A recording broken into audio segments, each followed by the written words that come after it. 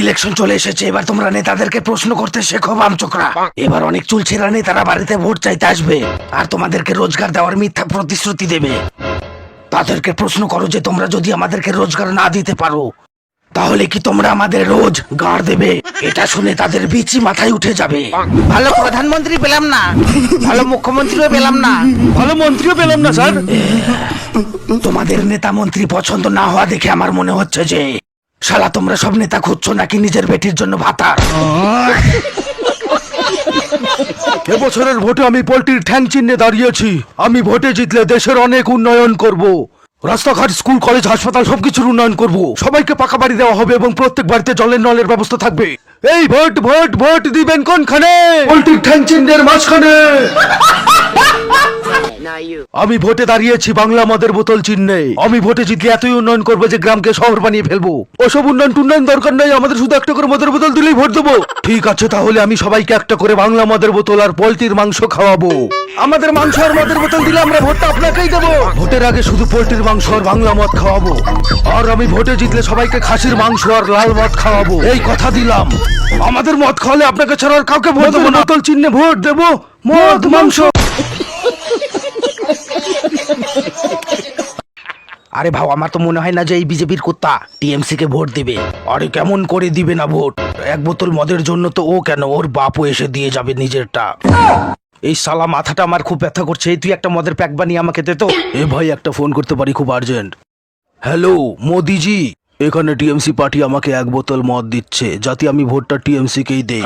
তো মোদিজি, আপনি আমাকে কয় বোতল মদ দিতে পারবেন যাতে আমি ভোটটা আপনাকেই দেই?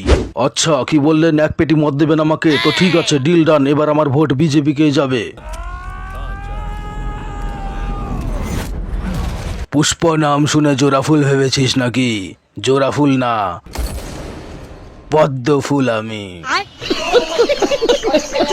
হীরা বেটা, বলে বছর ভোটে তুই কোন দলকে ভোট দিতে চাস? আমি টিএমসি কে ভোট দিতে চাই বাবুজি। বৌমা, তুমি বলো তুমি কোন দলকে ভোট দিতে চাও? আমিও টিএমসি কেই ভোট দেবো বাবুজি। এই নে পঞ্চায়েত, তোদের দুজনের ভোটার কার্ড আর আধার কার্ড উঠাগুলো আর বেরিয়ে যাওয়ার থেকে বেঞ্চো ততদিন দুজন তারা বিজেপি কে ভোট দিতি। টিএমসি তোদের এমন কি দিল যে তোরা টিএমসি কে ভোট দিবি? আর তোর বউ বেঞ্চো তার একটা লোভী টিএমসির পাঁচশোটে বেড়াচ্ছে। বেরিয়ে যা পঞ্চায়েত বাড়ি থেকে। যখন আমার কাছে কোনো কাজ ছিল না তখন আমাকে কেউ 1 টাকা দিয়েও হেল্প করেনি।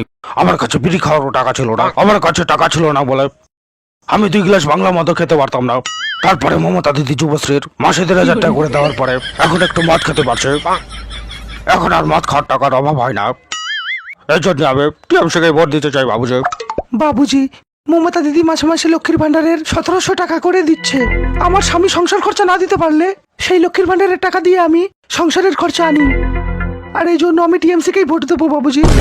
তোমাদের দুজনের মুখে সব কথা শোনার পরে এবার থেকে ভ্যাঞ্চো আমিও টিএমসিকে ভোট দেবো। चीटिंग करता है तू। এবছর বিধানসভা নির্বাচনে আমি টিএমসি থেকে দাঁড়িয়েছি। তুই এবার ভোটটা কিন্তু অবশ্যই আমাকেই দিস, না হলে কিন্তু লক্ষ্মীর ভান্ডারের টাকাটা তোর বউ আর পাবে না। তাহলে তোর বউটা আমাকে দিস, তার লক্ষ্মীর ভান্ডারের টাকা নেব। চুপ বামচোক। না হলে এই জ্বলন্ত সিগারেটটা এখনই তোর পদে গুজে দেবো। আমার বউ যদি লক্ষ্মীর ভান্ডারের টাকাটা না পায় তাহলে ভোটের বদলে বিষ ফুটে দেবো, তো আবার তোর পদের উপর। এই ভিডিওটা শুধু তোমাদের মনোরঞ্জন করার জন্য বানানো হয়েছে, আর কেউ কিছু মাইন্ডে করবে না। এখানে বিজেপি টিএমসি বলা হয়েছে, কিন্তু তোমরা অনলি ফর বিজেপি সবাই। জীবনে বেঁচে থাকলে বিজেপিকে ভোট দাও।